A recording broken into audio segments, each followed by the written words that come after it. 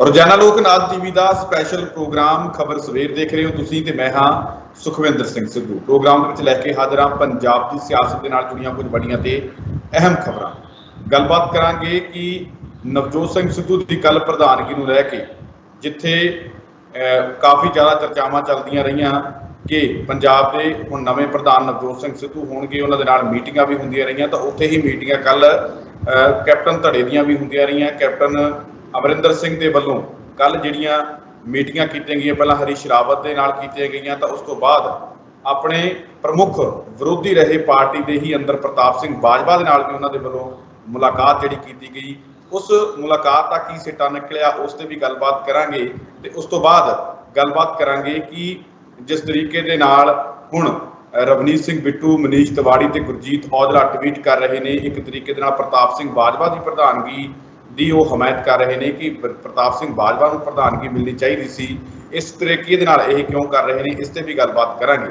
ਇਹਨਾਂ ਪੂਰੀਆਂ ਖਬਰਾਂ ਤੇ ਗੱਲਬਾਤ ਕਰਨ ਲਈ ਮੇਰੇ ਨਾਲ ਮੌਜੂਦ ਰਹਿਣਗੇ ਡਾਕਟਰ ਭੀਮਿੰਦਰ ਸਿੰਘ ਜੀ। ਸਭ ਤੋਂ ਪਹਿਲਾਂ ਸਵਾਗਤ ਕਰਦੇ ਹਾਂ, ਬਾਅਦ ਚ ਵਿਚਾਰ ਚਰਚਾ ਕਰਾਂਗੇ। ਡਾਕਟਰ ਸਾਹਿਬ ਸਵਾਗਤ ਹੈ ਪ੍ਰੋਗਰਾਮ ਵਿੱਚ। ਬਹੁਤ ਬਹੁਤ ਸ਼ੁਕਰੀਆ, ਮਿਹਰਬਾਨੀ, ਧੰਨਵਾਦ ਸੁਖਵਿੰਦਰ ਜੀ। ਡਾਕਟਰ ਸਾਹਿਬ ਕਿਵੇਂ ਦੇਖਦੇ ਜਿਹੜੀਆਂ ਕੱਲ ਮੀਟਿੰਗਾਂ ਚੱਲੀਆਂ? ਸ਼ੁਰੂਆਤ ਪਹਿਲਾਂ ਆਪਾਂ ਮੀਟਿੰਗਾਂ ਤੋਂ ਹੀ ਕਰਾਂਗੇ ਜੀ। ਸ਼ੁਰੂਆਤ ਮੀਟਿੰਗਾਂ ਤੋਂ ਇਸ ਤਰੀਕੇ ਨਾਲ ਕਰੀਏ ਕਿ ਜਿਹੜੀ ਕੈਪਟਨ ਅਮਰਿੰਦਰ ਸਿੰਘ ਦੀ ਪ੍ਰਤਾਪ ਸਿੰਘ ਬਾਜਵਾ ਹੋਰਾਂ ਦੇ ਨਾਲ ਮੀਟਿੰਗ ਹੋਈ ਹੈ, ਉਹਨੂੰ ਤੁਸੀਂ ਕਿਵੇਂ ਦੇਖਦੇ ਹੋ ਤੇ ਕੀ ਕੁਝ ਗੱਲਬਾਤ ਉਸ ਮੀਟਿੰਗ ਦੇ ਦੌਰਾਨ? ਸੁਖਵਿੰਦਰ ਜੀ, ਆਪਾਂ ਨੂੰ ਵੀ ਪਤਾ ਹੈ ਕਿ ਜਦੋਂ ਤੋਂ ਨਵਜੋਤ ਸਿੰਘ ਸਿੱਧੂ, ਮੈਂ ਸਿਰਫ ਮੀਟਿੰਗ ਤੋਂ ਨਹੀਂ, ਜਦੋਂ ਤੋਂ ਤੁਸੀਂ ਦੇਖੋ ਕਿ ਜਦੋਂ ਉਹਨਾਂ ਨੇ ਕਾਂਗਰਸ ਦੇ ਵਿੱਚ ਸ਼ਾਮਲ ਹੋਏ ਨੇ, ਉਹ ਉਦੋਂ ਤੋਂ ਲੈ ਕੇ ਅੱਜ ਤੱਕ ਕੈਪਟਨ ਸਾਹਿਬ ਨੇ ਲਗਾਤਾਰ ਉਹਨਾਂ ਦੇ ਖਿਲਾਫ ਕੋਈ ਨਾ ਕੋਈ षड्यंत्र ਰਚਿਆ। ਤੁਸੀਂ ਦੇਖ ਲਓ ਸ਼ੁਰੂ ਤੋਂ ਲੈ ਕੇ ਅਖੀਰ ਤੱਕ। ਪਹਿਲਾਂ ਤਾਂ ਮੰਨਦੇ ਨਹੀਂ ਸੀਗੇ ਕਿ ਨਵਜੋਤ ਸਿੰਘ ਸਿੱਧੂ ਨੂੰ ਕਾਂਗਰਸ ਦੇ ਵਿੱਚ ਲਿਆਂਦਾ ਜਾਵੇ ਜੀ। ਇੱਕ ਮਿੰਟ ਦਰਸ਼ਕਾਂ ਨੂੰ ਦੱਸਣਾ ਚਾਹਾਂਗੇ, ਨਾਲ ਦੀ ਨਾਲ ਉਹ ਤੇ ਵੀ ਵਿਚਾਰ ਚਰਚਾ ਕਰਾਂਗੇ ਕਿ ਅੱਜ ਸਵੇਰ ਤੋਂ ਹੀ ਜਿੱਥੇ ਕੱਲ 30 MLA ਤੇ ਵਿਧਾਇਕ ਜਿਹੜੇ ਨਵਜੋਤ ਸਿੰਘ ਸਿੱਧੂ ਨੂੰ ਮਿਲੇ ਸੀ, ਤਾਂ ਅੱਜ ਸਵੇਰ ਤੋਂ ਹੀ ਫਿਰ ਉਹੀ ਸਿਲਸਿਲਾ ਸ਼ੁਰੂ ਹੋ ਗਿਆ। ਕੱਲ 30 ਵਿਧਾਇਕ ਮੰਤਰੀਆਂ ਨੂੰ ਛੱਡ ਕੇ ਅੱਜ ਨਵੇਂ ਜਿਹੜੇ ਵਿਧਾਇਕ ਸਵੇਰ ਤੋਂ ਹੀ ਨਵਜੋਤ ਸਿੰਘ ਸਿੱਧੂ ਨੂੰ ਮਿਲਣ ਦੇ ਲਈ ਪਹੁੰਚ ਰਹੇ ਨੇ। ਨਿਰਮਲ ਸਿੰਘ ਸ਼ੁਤਰਾਣਾ ਵੀ ਪਹੁੰਚੇ, ਹੋਰ ਵੀ ਵਿਧਾਇਕ ਪਹੁੰਚ ਰਹੇ ਨੇ ਲਗਾਤਾਰ ਜੀ। ਡਾਕਟਰ ਸਾਹਿਬ ਜੀ ਬਿਲਕੁਲ, ਇਸ ਵੇਲੇ ਮੈਨੂੰ ਲੱਗਦਾ ਕਿ ਕਾਂਗਰਸ ਦੇ ਵਿੱਚ ਜਾਂ ਖਾਸ ਤੌਰ ਤੇ ਜਿਹੜੇ ਕਾਂਗਰਸ ਦੇ ਵਿਧਾਇਕ ਨੇ, ਉਹਨਾਂ ਦੇ ਵਿੱਚ ਖੁਸ਼ੀ ਦੀ ਲਹਿਰ ਸਾਨੂੰ ਦਿਖਾਈ ਦੇ ਰਹੀ ਹੈ। ਆਪਾਂ ਕੱਲ ਦੀਆਂ ਮੀਟਿੰਗਾਂ ਵੀ ਦੇਖੀਆਂ, ਕੱਲ ਦੇ ਵਿੱਚ ਜੋ ਮਿਲ ਕੇ ਆਏ ਵੱਖ-ਵੱਖ ਲੀਡਰ ਸਾਹਿਬਾਨ ਨੂੰ, ਉੱਥੋਂ ਉਹਨਾਂ ਦੇ ਚਿਹਰੇ ਇਹੀ ਇੱਥੋਂ ਭਾਂਪ ਰਿਹਾ ਸੀਗਾ ਕਿ ਨਵਜੋਤ ਸਿੰਘ ਸਿੱਧੂ ਦੇ ਪ੍ਰਧਾਨ ਬਣਨ ਦੇ ਨਾਲ ਕਾਫੀ ਜਿਹੜੀ ਹੈਗੀ ਹੈ ਕਾਂਗਰਸ ਦੇ ਵਿੱਚ ਖੁਸ਼ੀ ਦੀ ਲਹਿਰ ਦੌੜੀ ਹੋਈ ਹੈ। ਸੋ ਦੂਜੇ ਪਾਸੇ ਜਦੋਂ ਆਪਾਂ ਗੱਲ ਕਰਦੇ ਹਾਂ ਕਿ ਕੈਪਟਨ ਸਾਹਿਬ ਨੇ ਜਿਹੜੀ, ਮੈਂ षड्यंत्र ਦੀ ਗੱਲ ਕਰ ਰਿਹਾ, ਉਹ षड्यंत्र ਇਹ ਨਹੀਂ ਕਿ ਕੱਲ ਦੀ ਮੀਟਿੰਗ ਕਰਕੇ ਉਹਨਾਂ ਨੇ ਪਹਿਲੀ ਵਾਰੀ ਕੋਈ ਨਵਾਂ षड्यंत्र ਕਰਤਾ। ਮੈਂ ਇਹ ਦੱਸਣਾ ਚਾਹਣਾ ਦਰਸ਼ਕਾਂ ਨੂੰ ਕਿ ਸ਼ੁਰੂ ਤੋਂ ਲੈ ਕੇ ਪਹਿਲੀ ਗੱਲ ਤਾਂ ਜਦੋਂ ਨਵਜੋਤ ਸਿੰਘ ਸਿੱਧੂ ਹੋਰਾਂ ਨੂੰ ਕਾਂਗਰਸ ਦੇ ਵਿੱਚ ਸ਼ਾਮਲ ਕਰਨਾ ਸੀਗਾ ਪੀਕੇ ਦੇ ਰਾਹੀਂ, ਤਾਂ ਉੱਥੇ ਵੀ ਬਹੁਤ ਸਾਰੇ ਅੜਿੱਕੇ ਅੜਾਏ ਗਏ ਕੈਪਟਨ ਦੇ ਰਾਹੀਂ ਕਿ ਉਹਨਾਂ ਨੇ ਬਾਰ-ਬਾਰ ਕਿਹਾ ਕਿ ਨਵਜੋਤ ਸਿੰਘ ਸਿੱਧੂ ਜਿਹੜੇ ਨੇ ਉਹਨਾਂ ਨੂੰ ਕਾਂਗਰਸ ਦੇ ਵਿੱਚ ਨਹੀਂ ਲਿਆਉਣਾ ਚਾਹੀਦਾ, ਕਿਉਂਕਿ ਉਹਨਾਂ ਨੂੰ ਲੱਗਦਾ ਸੀਗਾ ਕਿ ਇਹਨਾਂ ਦੀ ਜਿਹੜੀ ਸ਼ਖਸੀਅਤ ਹੈ ਉਹ ਕੋਈ ਉਹਨਾਂ ਨੂੰ ਬਹੁਤ ਹੀ ਚੰਗੀ ਨਹੀਂ ਸੀ ਲੱਗ ਰਹੀ। ਉਹਦਾ ਵੱਡਾ ਕਾਰਨ ਇਹ ਸੀਗਾ ਕਿ ਨਵਜੋਤ ਸਿੰਘ ਸਿੱਧੂ ਇੱਕ ਵੱਡੇ ਕੱਦ ਦੇ ਤੌਰ ਤੇ ਜਾਣੇ ਜਾਂਦੇ ਨੇ, ਵੱਡੀ ਸ਼ਖਸੀਅਤ ਦੇ ਤੌਰ ਤੇ ਜਾਣੇ ਜਾਂਦੇ ਨੇ, ਔਰ ਅੰਤਰਰਾਸ਼ਟਰੀ ਪੱਧਰ ਤੇ ਉਹਨਾਂ ਦੇ ਕ੍ਰਿਕਟਰ ਦੇ ਤੌਰ ਤੇ ਜਾਂ ਹੋਰ ਜਿਹੜੀ ਕਲਾਕਾਰੀ ਦੇ ਰੂਪ ਦੇ ਵਿੱਚ ਉਹਨਾਂ ਦਾ ਵੱਡਾ ਨਾਂ ਆਪਾਂ ਸਾਰੇ ਜਾਣਦੇ ਹਾਂ। ਇਹਦਾ ਕਿਤੇ ਨਾ ਕਿਤੇ ਜ਼ਰੂਰ ਡਰ ਸੀਗਾ ਕੈਪਟਨ ਸਾਹਿਬ ਨੂੰ ਕਿ ਕਿਉਂ ਨਾ ਇਹਨਾਂ ਨੂੰ ਦੂਰ ਰੱਖਿਆ ਜਾਏ ਕਾਂਗਰਸ ਤੋਂ।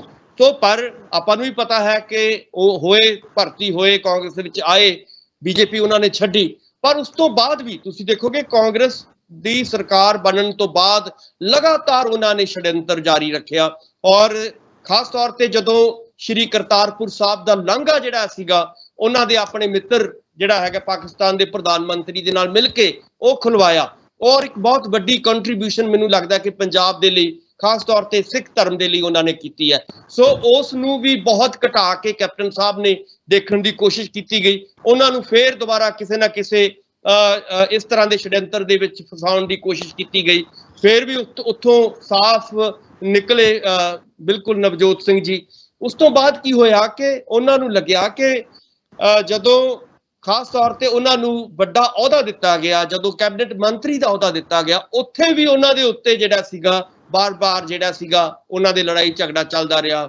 ਔਰ ਨਵਜੋਤ ਸਿੰਘ ਸਿੱਧੂ ਦੀ ਜਿਹੜੀ ਖੂਬੀ ਰਹੀ ਉਹ ਇਹੀ ਰਹੀ ਕਿ ਉਹ ਵਿੱਚ ਰਹਿ ਕੇ ਆਪਣੀ ਕਾਂਗਰਸ ਦੇ ਵਿੱਚ ਰਹਿ ਕੇ ਉਹਨਾਂ ਨੇ ਜਿੱਥੇ ਅਕਾਲੀਆਂ ਦੇ ਖਿਲਾਫ ਖਾਸ ਤੌਰ ਤੇ ਸੁਖਬੀਰ ਬਾਦਲ ਹੋਰੀ ਜਾਂ ਜਿਹੜੇ ਨੇ ਹੋਰ ਵੱਡੇ ਲੀਡਰ ਸੀਗੇ ਅਕਾਲੀ ਦਲ ਦੇ, ਉਹਨਾਂ ਦੇ ਖਿਲਾਫ ਆਵਾਜ਼ ਉਠਾਈ, ਉੱਥੇ ਨਾਲ ਦੀ ਨਾਲ ਉਹਨਾਂ ਨੇ ਕੈਪਟਨ ਸਾਹਿਬ ਦੀਆਂ ਕਮਜ਼ੋਰੀਆਂ ਦੇ ਉੱਤੇ ਵੀ ਜਿਹੜਾ ਸੀਗਾ ਨਿਸ਼ਾਨਾ ਸੇਧਣਾ ਜਾਰੀ ਰੱਖਿਆ। ਸੋ ਉਹਦਾ ਨਤੀਜਾ ਕੀ ਹੋਇਆ ਕਿ ਅਖੀਰ ਨੂੰ 19 ਦੇ ਵਿੱਚ ਉਹਨਾਂ ਨੂੰ ਆਪਣੀ ਜਿਹੜੀ ਮੈਂ ਕਹਿ ਰਿਹਾ ਕਿ ਵੱਡੀ ਕੁਰਸੀ ਜਿਹੜੀ ਸੀਗੀ ਉਹਨਾਂ ਨੂੰ ਕੈਬਨਿਟ ਮੰਤਰੀ ਦੀ ਮਿਲੀ, ਉਹ ਉਹਨਾਂ ਨੂੰ ਛੱਡਣੀ ਪਈ। ਸੋ ਉਸ ਤੋਂ ਬਾਅਦ ਵੀ ਤੁਸੀਂ ਦੇਖੋਗੇ ਕਿ ਜਿਹੜੇ 2 ਸਾਲ ਨੇ ਉਸ ਤੋਂ ਬਾਅਦ ਵੀ ਉਹਨਾਂ ਨੇ ਨਵਜੋਤ ਸਿੰਘ ਸਿੱਧੂ ਨੂੰ ਲਗਾਤਾਰ ਥੱਲੇ ਲਗਾਉਣ ਦੀ ਕੋਸ਼ਿਸ਼ ਕੀਤੀ ਔਰ ਇੱਥੋਂ ਤੱਕ ਕਹਿ ਦਿੱਤਾ ਕੈਪਟਨ ਸਾਹਿਬ ਨੇ ਕਿ ਇਹਨਾਂ ਦੇ ਲਈ ਜਿਹੜੀ ਹੈਗੀ ਹੈ ਪੰਜਾਬ ਦੀ ਕਾਂਗਰਸ ਦੇ ਵਿੱਚ ਕੋਈ ਸਥਾਨ ਨਹੀਂ ਹੈ, ਇਹਨਾਂ ਦੇ ਦਰਵਾਜ਼ੇ ਬੰਦ ਹੋ ਚੁੱਕੇ ਨੇ ਔਰ ਜੇਕਰ ਇਹਨਾਂ ਨੂੰ ਲੱਗਦਾ ਹੈ ਕਿ ਮੇਰੇ ਨਾਲ ਇਹ ਚੋਣ ਲੜਨਾ ਚਾਹੁੰਦੇ ਨੇ ਕਿਸੇ ਵੀ ਪਾਰਟੀ ਦੇ ਰਾਹੀਂ, ਉਹ ਮੇਰੇ ਨਾਲ ਆਉਣ ਤੇ ਮੈਂ ਇਹਨਾਂ ਦੀ ਜ਼ਮਾਨਤ ਜ਼ਬਤ ਕਰਾਂਗਾ। ਸੋ ਇੱਥੋਂ ਤੱਕ ਜਿਹੜਾ ਹੈਗਾ ਗੱਲਾਂ ਹੋਈਆਂ। ਸੋ ਅੱਜ ਕੀ ਹੈ ਕਿ ਅੱਜ ਪੋਜੀਸ਼ਨ ਜਿਹੜੀ ਹੈਗੀ ਹੈ ਬਿਲਕੁਲ ਬਦਲ ਚੁੱਕੀ ਹੈ। ਜਿਵੇਂ ਤੁਸੀਂ ਖੁਦ ਕਹਿ ਰਹੇ ਹੋ ਕਿ ਲਗਾਤਾਰ ਨਵਜੋਤ ਸਿੰਘ ਸਿੱਧੂ ਆਪਣੇ ਜਿਹੜੇ ਵਿਧਾਇਕਾਂ ਨੂੰ ਮਿਲ ਰਹੇ ਨੇ ਔਰ ਵੱਖਰੇ ਲੀਡਰ ਸਹਿਬਾਨ ਨੂੰ ਮਿਲ ਰਹੇ ਨੇ। ਸੋ ਉੱਥੋਂ ਸਾਨੂੰ ਇਹ ਲੱਗ ਰਿਹਾ ਹੈ ਕਿ ਇਸ ਵੇਲੇ ਜਿਹੜਾ ਹੈਗਾ ਇੱਕ ਕਾਂਗਰਸ ਦੇ ਵਿੱਚ ਯੂ ਟਰਨ ਜਿਹੜੀ ਹੈਗੀ ਉਹ ਆ ਚੁੱਕੀ ਹੈ ਔਰ ਆਪਾਂ ਨੂੰ ਵੀ ਪਤਾ ਹੈ ਕਿ ਇਹਦਾ ਕਾਰਨ ਕੀ ਹੈ। ਜਦੋਂ ਅਸੀਂ ਇਹਦੇ ਕਾਰਨਾਂ ਨੂੰ ਤਲਾਸ਼ਣ ਦੀ ਕੋਸ਼ਿਸ਼ ਕਰਦੇ ਹਾਂ ਸੁਖਵਿੰਦਰ ਜੀ, ਤਾਂ ਉਹਦੇ ਵਿੱਚ ਵੱਡਾ ਕਾਰਨ ਇਹ ਹੈ ਕਿ ਕੈਪਟਨ ਸਾਹਿਬ ਨੇ 4.5 ਸਾਲ ਦੇ ਵਿੱਚ ਕੋਈ ਆਪਣਾ ਜਿਹੜਾ ਵਾਅਦਾ ਸੀਗਾ ਉਹ ਕੋਈ ਨਿਭਾਇਆ ਨਹੀਂ ਹੈ। ਖਾਸ ਤੌਰ ਤੇ ਜੇ ਆਪਾਂ ਗੱਲ ਕਰੀਏ ਵਾਅਦਿਆਂ ਦੀ, ਔਰ ਪਹਿਲੀ ਗੱਲ ਤਾਂ ਵੱਡਾ ਵਾਅਦਾ ਉਹਨਾਂ ਦਾ ਇਹੀ ਸੀਗਾ ਕਿ ਇਹ ਮੇਰੀ ਆਖਰੀ ਚੋਣ ਹੋਏਗੀ। 17 ਦੇ ਵਿੱਚ ਉਹਨਾਂ ਨੇ ਕਿਹਾ ਸੀਗਾ। 17 ਤੁਹਾਨੂੰ ਸਾਰਿਆਂ ਨੂੰ ਯਾਦ ਹੋਏਗਾ, ਸੁਖਵਿੰਦਰ ਜੀ ਤੁਹਾਨੂੰ ਵੀ ਯਾਦ ਹੋਏਗਾ, ਦਰਸ਼ਕਾਂ ਨੂੰ ਵੀ ਯਾਦ ਹੋਏਗਾ ਕਿ ਉਹਨਾਂ ਨੇ ਬਾਰ-ਬਾਰ ਇਹੀ ਗੱਲ ਕਹੀ ਸੀ ਕਿ 17 ਦੇ ਵਿੱਚ ਮੇਰੀ ਆਖਰੀ ਚੋਣ ਹੈ, ਇਸ ਤੋਂ ਬਾਅਦ ਮੈਂ ਆਪਣੇ ਸਿਆਸਤ ਤੋਂ ਸੰਨਿਆਸ ਲਵਾਂਗਾ, ਇਸ ਤੋਂ ਬਾਅਦ ਤੁਸੀਂ ਮੈਨੂੰ ਵੋਟਾਂ ਨਹੀਂ ਪਾਉਣੀਆਂ, ਮੈਨੂੰ ਇਸ ਵਾਰੀ ਤੁਸੀਂ ਜਿਤਾ ਦਿਓ। ਸੋ ਉਹ ਲੋਕਾਂ ਨੇ ਜਿਤਾਇਆ ਔਰ ਲੋਕਾਂ ਨੇ ਇਕੱਲਾ ਜਿਤਾਇਆ ਨਹੀਂ, ਇਸ ਤੋਂ ਇਲਾਵਾ ਵੀ ਲੋਕਾਂ ਨੂੰ ਉਮੀਦ ਸੀਗੀ ਕਿ ਸ਼ਾਇਦ ਇਹ ਜਿਹੜੇ ਵੱਡੇ ਵਾਅਦੇ ਕਰ ਰਹੇ ਨੇ, ਚਾਹੇ ਉਹ ਵਾਅਦੇ ਕਰ ਨੌਕਰੀ ਦੇ ਹੋਣ, ਚਾਹੇ ਉਹ ਵਾਅਦੇ ਕਰਜ਼ਾ ਮਾਫੀ ਦੇ ਹੋਣ, ਚਾਹੇ ਉਹ ਵਾਅਦੇ ਬਰਗਾੜੀ ਕਾਂਡ ਦਾ ਜਿਹੜਾ ਹੈਗਾ, ਜਾਂ ਸ਼੍ਰੀ ਗੁਰੂ ਗ੍ਰੰਥ ਸਾਹਿਬ ਦੇ ਜਿਹੜੇ ਪੱਤਰੇ ਫਾੜੇ ਗਏ ਸੀ ਉਹਨਾਂ ਦਾ ਦੁੱਧ ਪਾਣੀ ਦਾ ਪਾਣੀ ਕਰਨ ਵਾਲੇ ਹੋਣ, ਜਾਂ ਇੱਥੋਂ ਤੱਕ ਕਿ ਜਿਹੜੇ ਨਸ਼ਿਆਂ ਦਾ ਜਿਹੜਾ ਮੁੱਦਾ ਉਸ ਵੇਲੇ ਚੱਲ ਰਿਹਾ ਸੀਗਾ, ਮਾਫੀ ਦਾ ਮੁੱਦਾ ਚੱਲ ਰਿਹਾ ਸੀਗਾ, ਉਹਨਾਂ ਨੂੰ ਕੰਟਰੋਲ ਕਰਨ ਦੀਆਂ ਗੱਲਾਂ ਹੋਣ। ਸੋ ਵੱਡੇ ਵਾਅਦੇ ਜਿਹੜੇ ਸੀਗੇ ਕੈਪਟਨ ਸਾਹਿਬ ਨੇ ਉਸ ਵੇਲੇ ਕੀਤੇ ਸੀਗੇ। ਪਰ ਹੌਲੀ ਕੀ ਹੋ ਗਿਆ ਕਿ 17 ਤੋਂ ਬਾਅਦ ਲੋਕਾਂ ਨੇ 19 ਦੇਖਿਆ ਔਰ 19 ਤੱਕ ਪਹੁੰਚਦਿਆਂ ਵੀ ਲੋਕ ਇਹ ਸੋਚਦੇ ਸੀਗੇ ਕਿ ਸ਼ਾਇਦ ਅਗਲੇ ਦਿਨਾਂ ਦੇ ਵਿੱਚ 22 ਤੱਕ ਵੀ ਕੈਪਟਨ ਸਾਹਿਬ ਸਾਡੇ ਵਾਅਦੇ ਪੂਰੇ ਕਰਨਗੇ, ਆਪਣੇ ਵਾਅਦੇ ਨਿਭਾਉਣਗੇ। ਪਰ ਉਹ ਕੀ ਹੋ ਗਿਆ ਕਿ ਹੁਣ ਪੂਰੇ ਨਹੀਂ ਕਰ ਪਾਏ। ਠੀਕ ਹੈ, ਤੁਹਾਡੀ ਗੱਲ, ਵਾਅਦੇ ਪੂਰੇ ਨਹੀਂ ਕਰ ਪਾਏ। ਉਸ ਤੋਂ ਬਾਅਦ ਉਹ ਸਮੇਂ ਦੇ ਉੱਪਰ ਨਵਜੋਤ ਸਿੰਘ ਸਿੱਧੂ ਜਿਹੜੇ ਆ ਉਹ ਇਹ ਗੱਲ ਕਹਿੰਦੇ ਰਿਹਾ ਕਿ ਭਾਈ ਆਪਾਂ ਜਿਹੜੇ ਲੋਕਾਂ ਦੇ ਨਾਲ ਵਾਅਦੇ ਕੀਤੇ ਆ ਉਹ ਪੂਰੇ ਕਰਨੇ, ਕਿਉਂਕਿ ਲੋਕ ਆਪਣੇ ਤੋਂ ਉਮੀਦਾਂ ਰੱਖ ਰਹੇ ਨੇ। ਲੋਕਾਂ ਦੇ ਵਿੱਚ ਆਪਣੀ ਛਵੀ, ਪਾਰਟੀ ਦੀ ਛਵੀ ਖਰਾਬ ਹੁੰਦੀ ਜਾ ਰਹੀ ਹੈ। ਇਸ ਕਰਕੇ ਆਪਾਂ ਲੋਕਾਂ ਨੂੰ ਕੀਤੇ ਸਾਰੇ ਜਿਹੜੇ ਵਾਅਦੇ ਆ, ਖਾਸ ਕਰਕੇ ਗੁਰੂ ਦੀ ਜਿਹੜੀ ਬੇਅਦਬੀ ਹੋਈ ਉਹਦੇ ਦੋਸ਼ੀਆਂ ਨੂੰ ਫੜੀਏ। ਤਾਂ ਹੁਣ ਕੈਪਟਨ ਅਮਰਿੰਦਰ ਸਿੰਘ ਕਹਿੰਦੇ ਨੇ ਕਿ ਨਵਜੋਤ ਸਿੰਘ ਸਿੱਧੂ ਮੇਰੇ ਤੋਂ ਮਾਫੀ ਮੰਗਣ। ਕਿ ਨਵਜੋਤ ਸਿੰਘ ਸਿੱਧੂ ਇਸ ਚੀਜ਼ ਦੀ ਕੈਪਟਨ ਅਮਰਿੰਦਰ ਸਿੰਘ ਤੋਂ ਮਾਫੀ ਮੰਗਣ ਕਿ ਉਹਨਾਂ ਨੇ ਲੋਕ ਮੁੱਦਿਆਂ ਦੀ ਗੱਲ ਕੀਤੀ ਹੈ, ਇਸ ਚੀਜ਼ ਦੀ ਨਵਜੋਤ ਸਿੰਘ ਸਿੱਧੂ ਮਾਫੀ ਮੰਗਣ ਕਿ ਉਹਨਾਂ ਨੇ ਕਹਿਤਾ ਕਿ ਭਾਈ ਜਿਹੜੇ ਆਪਾਂ ਲੋਕਾਂ ਦੇ ਨਾਲ ਵਾਅਦੇ ਕੀਤੇ ਸੀ ਉਹ ਪੂਰੇ ਕਰ ਦਈਏ, ਇਸ ਚੀਜ਼ ਦੀ ਨਵਜੋਤ ਸਿੰਘ ਸਿੱਧੂ ਮਾਫੀ ਮੰਗਣ ਕਿ ਆਪਾਂ ਗੁਰੂ ਦੇ ਦੋਸ਼ੀਆਂ ਨੂੰ ਫੜਨ ਦੀ ਗੱਲ ਕੀਤੀ ਹੈ ਤੇ ਉਹ ਪੂਰੇ ਕਰੀਏ, ਕਿ ਇਸ ਚੀਜ਼ ਦੀ ਮਾਫੀ ਮੰਗਣ ਕਿ ਜਿਹੜੇ ਬੇਰੁਜ਼ਗਾਰ ਨੇ ਉਹਨਾਂ ਨੂੰ ਨੌਕਰੀ ਮਿਲੇ, ਕਿ ਇਸ ਚੀਜ਼ ਦੀ ਮਾਫੀ ਮੰਗਣ ਕਿ ਜਿਹੜਾ ਮਾਫੀਆ ਕਈ ਤਰ੍ਹਾਂ ਦਾ ਪੰਜਾਬ ਦੇ ਅੰਦਰ ਚੱਲ ਰਿਹਾ ਹੈ ਉਹਨੂੰ ਰੋਕਿਆ ਜਾਵੇ, ਪੰਜਾਬ ਦੀ ਲੁੱਟ ਖਸੁੱਟ ਜਿਹੜੀ ਹੁੰਦੀ ਆ ਉਹਨੂੰ ਰੋਕਿਆ ਜਾਵੇ। ਕਿ ਇਹ ਸਾਰੀਆਂ ਗੱਲਾਂ ਕਰਨ ਦੀਆਂ ਵੀ ਨਵਜੋਤ ਸਿੰਘ ਸਿੱਧੂ ਇਹ ਸਾਰੀਆਂ ਗੱਲਾਂ ਕਰਦੇ ਰਹੇ ਕਿ ਆਪਾਂ ਇਹ ਚੀਜ਼ਾਂ ਕਰੀਏ ਪੰਜਾਬ ਦੇ ਭਲੇ ਵਾਸਤੇ, ਇਸ ਲਈ ਮਾਫੀ ਮੰਗਣ ਨਵਜੋਤ ਸਿੰਘ ਸਿੱਧੂ ਕੈਪਟਨ ਅਮਰਿੰਦਰ ਸਿੰਘ ਤੋਂ। ਸੁਖਵਿੰਦਰ ਜੀ, ਇਸ ਤੋਂ ਵੀ ਅੱਗੇ ਤੁਸੀਂ ਕੱਲ ਮੀਟਿੰਗ ਦੀ ਗੱਲ ਕੀਤੀ ਸੀ ਪ੍ਰਤਾਪ ਸਿੰਘ ਬਾਜਵਾ ਦੇ ਨਾਲ, ਔਰ ਪ੍ਰਤਾਪ ਸਿੰਘ ਬਾਜਵਾ ਖੁਦ, ਤੁਹਾਨੂੰ ਵੀ ਯਾਦ ਹੋਏਗਾ, ਜਦੋਂ ਨਵਜੋਤ ਸਿੰਘ ਸਿੱਧੂ ਬਰਗਾੜੀ ਕਾਂਡ ਬਾਰੇ ਜਾਂ ਜਿਹੜੀ ਸਿੱਟ ਬਣਾਈ ਸੀ ਉਹਦੇ ਉੱਤੇ ਸਵਾਲੀਆ ਚਿੰਨ੍ਹ ਲਾਉਂਦੇ ਰਹੇ ਹੈ, ਤਾਂ ਉਹਦੇ ਦੌਰਾਨ ਪ੍ਰਤਾਪ ਸਿੰਘ ਬਾਜਵਾ ਵੀ ਲਗਾਤਾਰ, ਉਹਨਾਂ ਨੇ ਕਿਹਾ ਸੀਗਾ, ਇੱਥੋਂ ਤੱਕ ਕਹਿ ਦਿੱਤਾ ਸੀ ਪ੍ਰਤਾਪ ਸਿੰਘ ਬਾਜਵਾ ਨੇ ਕਿ ਅਸੀਂ ਇਹਨਾਂ ਨੂੰ 1 ਮਹੀਨਾ ਦੇ ਰਹੇ ਹਾਂ, 1.5 ਮਹੀਨਾ ਦੇ ਰਹੇ ਹਾਂ, ਔਰ ਅੱਜ ਉਹ 1.5 ਮਹੀਨੇ ਤੋਂ ਉੱਪਰ ਹੋ ਚੁੱਕਿਆ। ਅੱਜ ਸਵਾਲ ਕਿਉਂ ਨਹੀਂ ਉਠਾਉਂਦੇ? ਅੱਜ ਮੇਰਾ ਕਹਿਣ ਦਾ ਮਤਲਬ ਹੈ ਕਿ ਜੇ ਨਵਜੋਤ ਸਿੰਘ ਸਿੱਧੂ ਇਹਨਾਂ ਮੁੱਦਿਆਂ ਦੇ ਉੱਤੇ ਮਾਫੀ ਮੰਗ ਸਕਦੇ ਆ ਜਾਂ ਉਹਨਾਂ ਨੂੰ ਕਿਹਾ ਜਾ ਰਿਹਾ ਕਿ ਮਾਫੀ ਮੰਗਣ, ਤਾਂ ਪ੍ਰਤਾਪ ਸਿੰਘ ਬਾਜਵਾ ਨੂੰ ਕਿਉਂ ਨਹੀਂ ਕਹਿੰਦੇ ਉਹ ਕਿ ਤੁਸੀਂ ਵੀ ਮੇਰੇ ਤੋਂ ਸਵਾਲ ਪੁੱਛੇ ਸੀਗੇ, ਤੁਸੀਂ ਮੈਨੂੰ 1.5 ਮਹੀਨੇ ਦਾ ਸਮਾਂ ਦਿੱਤਾ ਸੀਗਾ, ਤੁਸੀਂ ਮੈਨੂੰ ਚਿੱਠੀਆਂ ਲਿਖਦੇ ਰਹੇ ਹੋ, ਤੁਸੀਂ ਮੈਨੂੰ ਪ੍ਰੈਸ 'ਚ ਜਾ ਕੇ ਸਵਾਲ ਪੁੱਛਦੇ ਰਹੇ ਹੋ, ਉਹਨਾਂ ਤੋਂ ਸਵਾਲ ਕਿਉਂ ਨਹੀਂ ਉਹਨਾਂ ਦੇ ਉੱਤੇ। ਦੂਸਰਾ ਪੁਆਇੰਟ ਹੈ ਕਿ ਖਹਿਰਾ ਸਾਹਿਬ, ਸੁਖਪਾਲ ਸਿੰਘ ਖਹਿਰਾ ਨੂੰ ਇਹਨਾਂ ਨੇ ਕਾਂਗਰਸ ਪਾਰਟੀ ਦੇ ਵਿੱਚ ਰਲਾਇਆ, ਜਦੋਂ ਖਹਿਰਾ ਸਾਹਿਬ ਤਾਂ ਨਵਜੋਤ ਸਿੰਘ ਸਿੱਧੂ ਤੋਂ ਵੱਡੇ ਸਵਾਲ ਚੁੱਕਦੇ ਰਹੇ ਨੇ ਕੈਪਟਨ ਸਾਹਿਬ ਤੇ। ਉਹਨਾਂ ਨੇ ਤਾਂ ਉਹਨਾਂ ਦੀ ਨਿੱਜੀ ਜ਼ਿੰਦਗੀ ਦੇ ਉੱਤੇ ਵੱਡੇ ਸਵਾਲ ਚੁੱਕੇ ਨੇ। ਘੱਟੋ ਘੱਟ ਨਵਜੋਤ ਸਿੰਘ ਸਿੱਧੂ ਨੇ ਨਿੱਜੀ ਜ਼ਿੰਦਗੀ ਦੇ ਉੱਤੇ ਤਾਂ ਨਹੀਂ ਕੋਈ ਇਦਾਂ ਦੇ ਸਵਾਲ ਚੁੱਕੇ, ਉਹਨਾਂ ਨੇ ਤਾਂ ਸਿਰਫ ਪੰਜਾਬ ਦੇ ਮੁੱਦੇ ਚੁੱਕੇ ਸੀਗੇ। ਖਹਿਰਾ ਸਾਹਿਬ ਨੇ ਤਾਂ ਉਹਨਾਂ ਦੀ ਜਿਹੜੀ ਨਿੱਜੀ ਜ਼ਿੰਦਗੀ ਹੈ, ਨਿੱਜੀ ਲਾਈਫ ਹੈ, ਉਹਦੇ ਉੱਤੇ ਵੱਡੇ ਸਵਾਲ ਜਿਹੜੇ ਨੇ ਚੁੱਕੇ ਨੇ, ਔਰ ਆਪਾਂ ਨੂੰ ਵੀ ਪਤਾ ਕਿ ਉਹ ਸਾਰੀਆਂ ਵੀਡੀਓਜ਼ ਵਾਇਰਲ ਹੋਈਆਂ ਨੇ। ਸੋ ਕਹਿਣ ਦਾ ਮਤਲਬ ਹੈ ਕਿ ਜੇ ਉਹਨਾਂ ਨੂੰ ਲੱਗਦਾ ਹੈ ਕਿ ਮਾਫੀ ਮੰਗਣ, ਤਾਂ ਪ੍ਰਤਾਪ ਸਿੰਘ ਬਾਜਵਾ ਨੂੰ ਹੋਏ ਇਹ ਗੱਲ ਕਿਉਂ ਨਹੀਂ ਕਹਿੰਦੇ ਕਿ ਤੁਸੀਂ ਵੀ ਮੇਰੇ ਤੋਂ ਮਾਫੀ ਮੰਗੋ? ਬਿਲਕੁਲ, ਇੱਕ ਪਾਸੇ ਮੀਟਿੰਗਾਂ ਕਰੀਆਂ ਜਾਂ ਉਹ ਖਹਿਰਾ ਸਾਹਿਬ ਤੋਂ ਕਿਉਂ ਨਹੀਂ ਕਹਿੰਦੇ ਉਦੋਂ ਜਦੋਂ ਉਹਨਾਂ ਨੂੰ ਕਾਂਗਰਸ ਵਿੱਚ ਰਲਾਇਆ ਗਿਆ ਸੀਗਾ? ਨਵਜੋਤ ਸਿੰਘ ਸਿੱਧੂ ਤਾਂ ਲੋਕ ਮੁੱਦਿਆਂ ਨੂੰ ਲੈ ਕੇ ਖਿਲਾਫਤ ਕਰਦੇ ਰਹੇ ਆ, ਪਰ ਪ੍ਰਤਾਪ ਸਿੰਘ ਬਾਜਵਾ ਤਾਂ ਸਮੇਂ ਤੋਂ ਖਿਲਾਫਤ ਕਰਦੇ ਰਹੇ। ਆਪਸ ਦੀ ਕੁਰਸੀ, ਪ੍ਰਧਾਨਗੀ ਦੀ ਕੁਰਸੀ ਨੂੰ ਲੈ ਕੇ ਪ੍ਰਤਾਪ ਸਿੰਘ ਬਾਜਵਾ ਤੇ ਕੈਪਟਨ ਅਮਰਿੰਦਰ ਸਿੰਘ ਦੀ ਪੁਰਾਣੀ ਖਿੱਚੋਤਾਣ ਚੱਲੀ ਆ ਰਹੀ ਹੈ, ਪਰ ਨਵਜੋਤ ਸਿੰਘ ਸਿੱਧੂ ਨੇ ਤਾਂ ਲੋਕ ਮੁੱਦਿਆਂ ਦੀ ਗੱਲ ਕੀਤੀ ਸੀ। ਤਾਂ ਹੀ ਮੈਂ ਇਹ ਗੱਲ ਕਹਿ ਰਿਹਾ ਕਿ ਜਿਹਦੇ ਨਾਲ ਤਾਂ ਕੁਰਸੀ ਦੀ ਖਿੱਚੋਤਾਣ ਹੈ ਤੁਹਾਡੀ, ਉਹਦੇ ਨਾਲ ਤੁਸੀਂ ਜੱਫੀਆਂ ਪਾ ਕੇ ਮਿਲੋ, ਤੇ ਜਿਹੜਾ ਲੋਕ ਮੁੱਦਿਆਂ ਦੀ ਗੱਲ ਕਰਦਾ ਤੁਸੀਂ ਉਹਨੂੰ ਇਹ ਗੱਲ ਕਹੋ ਕਿ ਤੂੰ ਮਾਫੀ ਮੰਗਾ। ਬਿਲਕੁਲ। ਸੋ ਇਸ ਕਰਕੇ ਮੈਨੂੰ ਲੱਗਦਾ ਹੈ ਕਿ ਜਿਹੜੀ ਦੋਗਲੀ ਨੀਤੀ ਹੈ ਕੈਪਟਨ ਸਾਹਿਬ ਦੀ, ਉਹ ਬਿਲਕੁਲ ਸਾਹਮਣੇ ਆ ਰਹੀ ਹੈ। ਔਰ ਤੁਸੀਂ ਦੇਖੋਗੇ ਕਿ ਨਵਜੋਤ ਸਿੰਘ ਸਿੱਧੂ ਨੂੰ ਪ੍ਰਧਾਨਗੀ ਕਿਹਨੇ ਦਿੱਤੀ ਹੈ? ਪ੍ਰਧਾਨਗੀ ਹਾਈ ਕਮਾਂਡ ਨੇ ਦਿੱਤੀ ਹੈ, ਉਹਨਾਂ ਨੇ ਆਪਣੇ ਆਪ ਤਾਂ ਲਈ ਨਹੀਂ ਹੈ। ਇੱਕ ਪਾਸੇ ਕੈਪਟਨ ਸਾਹਿਬ ਕਹਿ ਰਹੇ ਨੇ ਕਿ ਸਾਨੂੰ ਹਾਈ ਕਮਾਂਡ ਦੀ ਜਿਹੜੀ ਹਦਾਇਤਾਂ ਨੇ ਉਹ ਸਾਨੂੰ ਉਹਨਾਂ ਦੀ ਪਾਲਣਾ ਕਰਨੀ ਚਾਹੀਦੀ ਹੈ। ਦੂਜੇ ਪਾਸੇ ਕੀ ਕਹਿ ਰਹੇ ਨੇ ਕਿ ਮੈਂ ਤਾਂ ਇਹਨਾਂ ਦੀ ਹਦਾਇਤਾਂ ਦੀ ਪਾਲਣਾ ਨਹੀਂ ਕਰਦਾ, ਔਰ ਇੱਥੋਂ ਤੱਕ ਕਹਿ ਰਹੇ ਨੇ ਕਿ ਹਾਈ ਕਮਾਂਡ ਨੇ ਪੰਜਾਬ ਦੀ ਜਿਹੜੀ ਸਿਚੁਏਸ਼ਨ ਹੈ ਉਹਨੂੰ ਕੋਈ ਬਹੁਤੀ ਵਧੀਆ ਤਰੀਕੇ ਨਾਲ ਨਹੀਂ ਸੋਲਵ ਕੀਤਾ। ਸੋ ਇਹ ਇਸ ਹਾਈ ਕਮਾਂਡ ਦੇ ਉੱਤੇ ਹੀ ਸਵਾਲ ਜਿਹੜੇ ਨੇ ਕੈਪਟਨ ਸਾਹਿਬ ਉਠਾ ਰਹੇ ਨੇ। ਕਹਿਣ ਦਾ ਮਤਲਬ ਹੈ ਕਿ ਕੈਪਟਨ ਸਾਹਿਬ ਨੂੰ ਜਿਹੜੀ ਆਪਣੀ ਰਣਨੀਤੀ ਹੈ, ਜਿਹੜੀ ਆਪਣੀ ਕਾਰਜਸ਼ੈਲੀ ਹੈ, ਜਿਹਦੇ ਉੱਤੇ ਬਾਰ-ਬਾਰ ਸਵਾਲ ਉੱਠਦੇ ਰਹੇ ਨੇ ਔਰ ਪਿਛਲੇ ਲੰਮੇ ਸਮੇਂ ਤੋਂ ਸਵਾਲ ਉੱਠਦੇ ਰਹੇ ਨੇ, ਉਹਦੇ ਬਾਰੇ ਜ਼ਰੂਰ ਉਹਨੂੰ ਰੀਥਿੰਕ ਕਰਨਾ ਚਾਹੀਦਾ, ਉਹਨੂੰ ਦੁਬਾਰਾ ਸੋਚਣਾ ਚਾਹੀਦਾ।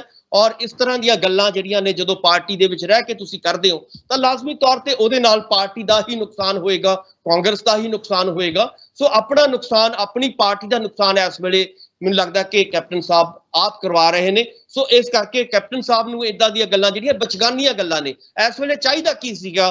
ਕੈਪਟਨ ਸਾਹਿਬ ਦਾ ਜੇ ਵੱਡਾ ਦਿਲ ਹੁੰਦਾ ਤਾਂ ਨਵਜੋਤ ਸਿੰਘ ਸਿੱਧੂ ਹੋਰਾਂ ਨੂੰ ਆਪਣੇ ਨਾਲ ਰਲਾਉਂਦੇ, ਉਹਨਾਂ ਨੂੰ ਆਸ਼ੀਰਵਾਦ ਦੇਣਾ ਸੀਗਾ। ਔਰ ਵੱਡੀ ਗੱਲ ਇਹ ਸੀਗੇ ਜਿਹੜੇ ਵਾਅਦੇ ਉਹਨਾਂ ਦੇ ਰਹਿ ਗਏ ਸੀਗੇ, ਜਿਹਦੇ ਕਰਕੇ ਲੋਕ ਜਿਹੜੇ ਸੀਗੇ ਉਹਨਾਂ ਤੋਂ ਤੰਗ ਆ ਰਹੇ ਸੀਗੇ, ਉਹਨਾਂ ਨੂੰ ਨਵਜੋਤ ਸਿੰਘ ਸਿੱਧੂ ਹੋਰਾਂ ਦੇ ਨਾਲ ਮਿਲ ਕੇ ਉਹ ਹੱਲ ਕਰਨੇ ਚਾਹੀਦੇ ਸੀਗੇ।